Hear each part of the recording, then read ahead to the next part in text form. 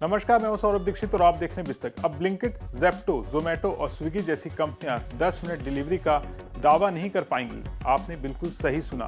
10 minute की इस रफ्तार भरी रेस पर सरकार ने आखिरकार ब्रेक लगा दिया है। भारत के तेजी से बढ़ते क्विक कॉमर्स सेक्टर में केंद्र सरकार ने बड़ा और सख्त कदम उठाया है। सरकार ने इन कंपनियों को साफ निर्देश दिए हैं कि वो अपनी डिलीवरी की तय समय सीमा और उससे जुड़ी बाइंडिंग हटाएं। ये फैसला श्रम एवं रोजगार मंत्री मनसुख मंडाविया के हस्तक्षेप के बाद लिया गया है। सरकार का कहना है इसका मकसद डिलीवरी पार्टनर्स की सुरक्षा और उनके कामकाजी हालातों को बेहतर बनाना है। लेकिन सवाल ये है कि इसके पीछे असली वजह क्या है और अब क्या ऑर्डर देर से पहुंचेंगे। इस वीडियो में हम आपको सब कुछ बताने वाले हैं। दरअसल पिछले कुछ सालों में क्विक कॉमर्स कंपनियों के बीच 10 मिनट में सामान पहुंचाने की होड़ मच गई थी।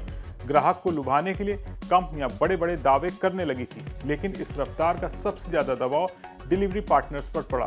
कम वक्त में ऑर्डर पूरा करने के लिए कई बार उन्हें तेज रफ्तार में गाड़ी चलानी पड़ती थी, ट्रैफिक नियमों की अनदेखी करनी पड़ती थी और खराब मौसम में भी काम करना पड़ता था। इसका असर उनकी शारीरिक और मानसिक सेहत पर साफ दिखने लगा। यही वजह है कि 10 मिनट डिलीवरी मॉडल पर सवाल उठने लगे। सरकार के निर्देश का असर अब दिखने भी लगा है। सूत्रों के मुताबिक ब्लिंकिट ने अपनी ब्रांडिंग में 10 मिनट का दावा हटा लिया है। पहले जहां टैगलाइन होती थी 10 मिनट में 10,000 से ज्यादा प्रोडक्ट, अब उसे बदलकर 30,000 से ज्यादा प्रोडक्ट आपके दरवाजे पर कर दिया गया है। यानी अब फोकस स्पीड से हटाकर सुविधा और प्रोडक्ट की रेंज पर किया जा रहा है। माना जा रहा है कि आने वाले दिनों में बाकी कंपनियां भी इस तरह के बदलाव करेंगी। इन फैसलों के पीछे सबसे बड़ी वजह डिलीवरी पार्टनर्स की सुरक्षा है। लंबे वक्त से ये बहस चल रही थी कि क्या 10 मिनट की डिलीवरी वाकई सुरक्षित है। कई मामलों में हादसों की खबरें भी सामने आई। इसी से जुड़ा एक मामला हैदराबाद से भी आया, जहां डिलीवरी राइडर की सड़क हादसे में मौत हो गई। शुरुआती रिपोर्ट में कहा गया कि वो ज़ेप्टो के लिए काम करता था। हालांकि बाद में कंपनी ने साफ किया कि वो व्यक्ति उनका डिलीवरी नेटवर्क का हिस्सा नहीं था। फिर भी इस घटना में गिग वर्कर की सुरक्षा को लेकर बहस तेज हो गई। इस मुद्दे पर संसद में भी सवाल उठे। राज्यसभा में आम आदमी पार्टी के सांसद राघव चड्ढा ने गिग वर्कर्स के हालात का मुद्दा उठाया। उन्होंने कहा कि ऐप आधारित कंपनियां सिर्फ पार्टनर्स कहकर जिम्मेदारी से बच नहीं सकती। गिग वर्कर्स को भी सम्मान, सुरक्षा और सामाजिक सुरक्षा मिलनी चाहिए। इसी चर्चा के बाद सरकार ने क्विक कॉमर्स मॉडल पर गंभीरता से कदम उठाया। सरकार पहले ही सोशल सिक्योरिटी कोड 2020 लागू कर चुकी है, जो नवंबर 2025 से प्रभावी हो गया है। इस कानून के तहत पहली बार गिग और प्लेटफॉर्म वर्कर्स को साफ तौर पर परिभाषित किया गया है।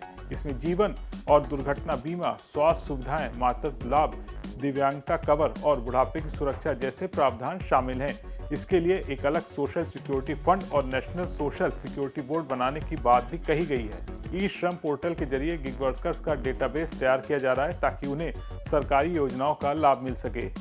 इस फैसले से क्विक कॉमर्स कंपनियों के बिजनेस मॉडल पर असर पड़ना तय है। अब तक उनकी सबसे बड़ी ताकत स्पीड थी, लेकिन अब उन्हें सुरक्षा और स्थिरता को भी प्राथमिकता देनी होगी। 10 मिनट की डिलीवरी की रेस का रुकना इस बात का संकेत है कि भारत की गिग इकोनॉमी धीरे धीरे ज्यादा जिम्मेदार और परिपक्व हो रही है। कुल मिलाकर सरकार का संदेश साफ है, सुविधा और टेक्नोलॉजी जरूरी है, लेकिन उनकी कीमत किसी की जान नहीं हो सकती।